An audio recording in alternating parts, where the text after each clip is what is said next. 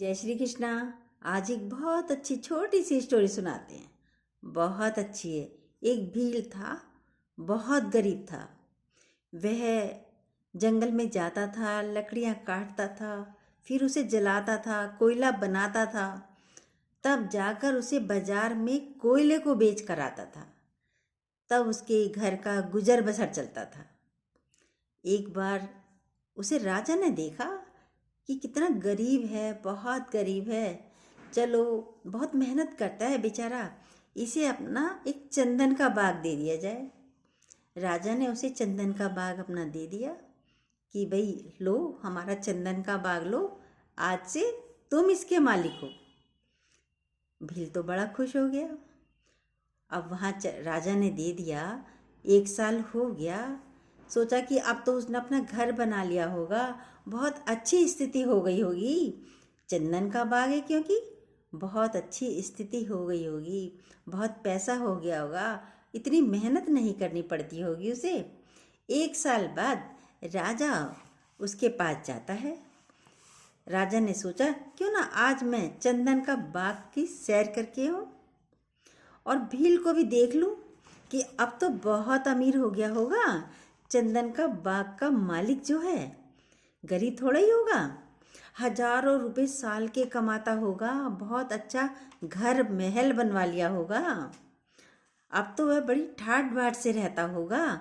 राजा चंदन के बाग तक पहुंचता है और जैसे ही देखता है पूरा चंदन का बाग उजड़ चुका है, कुछ ही पेड़ बचे हैं, बाकी सब तरफ कोयला ही कोयला, कोयला ही कोयला था। राजा को भील से ऐसी उम्मीद नहीं थी और वह ये दृश्य देखकर बहुत दुखी हुआ। थोड़ा आगे बढ़कर राजा ने भील से पूछा, अरे ये क्या कर दिया तुमने? ये चंदन का बाग पूरा तुमने उजाड़ दिया और तुम अभी भी निर्धन हो, तुम्हारी क्या दशा हो गई है? भील बोला, महाराज आपका बहुत बहुत धन्यवाद, आपने मुझे ये बाग दे दिया। पहले मुझको वन में जाकर लकड़ी लाना पड़ता था, उसको काटनी पड़ती थी, फिर उसको जलाना पड़ता था, तब जाके बाजार में बेचना पड़ता था। लेकिन अब मेरे बाग में ही लकड़ी है और मैं इसे ही काटता हूँ, इसी का कोयला बनाता हूँ और नगर में जाकर बेच आता हूँ। लेकिन अब राजन 2 ही पेड़ बचे हैं शेष, कृपया हमें कोई दूसरी बगिया दे दीजिए और जहाँ हम जाकर रह ले। इतना सुनते ही राजा तो क्रोधित हो गया, उग्र हो गया। उग्रता के साथ राजा दुखी भी हुआ। राजा ने भील से कहा, अरे मूर्ख, तुमने इस लाखों की संपत्ति का नाश कर दिया और अब तुम चाहते हो मैं तुम्हें दूसरी बाटिका दे दूं, दूसरी बगिया दे दूं? उम्मीद करते हो इस बात की? तू फिर से वहीं लौट जा जहां तू रहता था। जंगल में कुटिया बनाकर रहता था भील तो, जहां से आया है वहीं चला जा। भील समझ ही नहीं पाया राजा मुझसे ऐसे क्यों बोल रहे हैं। उसने बोला, क्या हुआ महाराज, मैंने क्या अपराध किया है वह तो बताइए। लकड़ियों को कोयले के सिवाय क्या और भी कुछ काम में लिया जा सकता है?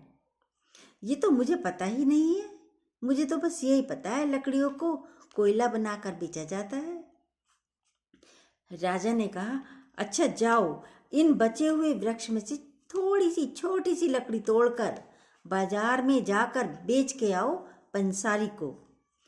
वह बाजार जाता है, पंसारी को वह लकड़ी देता है। पंसारी ने उस लकड़ी के काफ़ी अच्छे दाम दिए। अब भील को समझ आया कि अब वह अपने किए हुए कार्य पर, पिछले कामों पर बहुत पछताने लगा। जरा सी लकड़ी ने उसकी एक दिन की पूरी कमाई हाथ में रख दी और उसका पूरा समय, दिन भर का पूरा समय भी बच गया।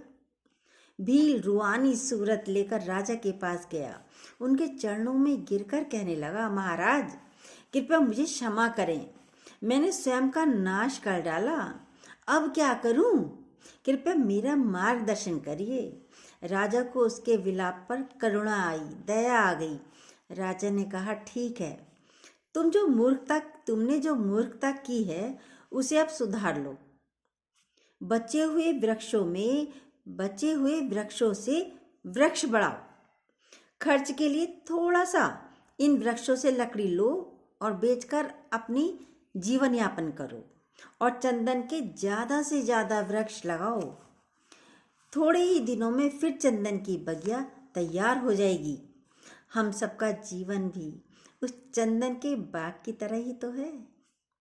इस कहानी से क्या शिक्षा मिलती है कि हम सबका जीवन भी उस चंदन के बाग की तरह है। सांसें चंदन के वृक्ष के समान हैं। लेकिन बड़े दुख की बात है कि हम अपनी लाइफ को अपनी कीमत से बहुत कम आंकते हैं। हम स्वयं ही, वो तो भील था, दूसरा था, लेकिन हम स्वयं अपनी सांसों को अपने जीवन से कम आंकते हैं।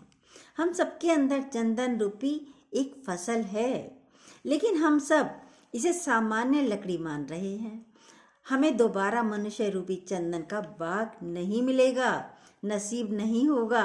हमारे पास जितनी भी सांसें रूपी पेड़ बचे हैं उनका भरपूर फायदा उठाना होगा और अपनी लाइफ को और अच्छा बनाना होगा, ताकि हमें हर जन्म में चंदन की बगिया अर्थात मनुष्य जीवन मिलता रहे। जय श्री कृष्णा। कैसी लगी हमारी स्टोरी? उम्मीद है पसंद आई होगी। यदि ये स्टोरी आपको अच्छी लगती हो तो प्लीज़ जो न्यू हो सब्सक्राइब कीजिएगा, लाइक कीजिएगा, कमेंट कर सकते हैं और बेल को दोबारा प्रेस ज़रूर कीजिएगा। जय श्री कृष्णा।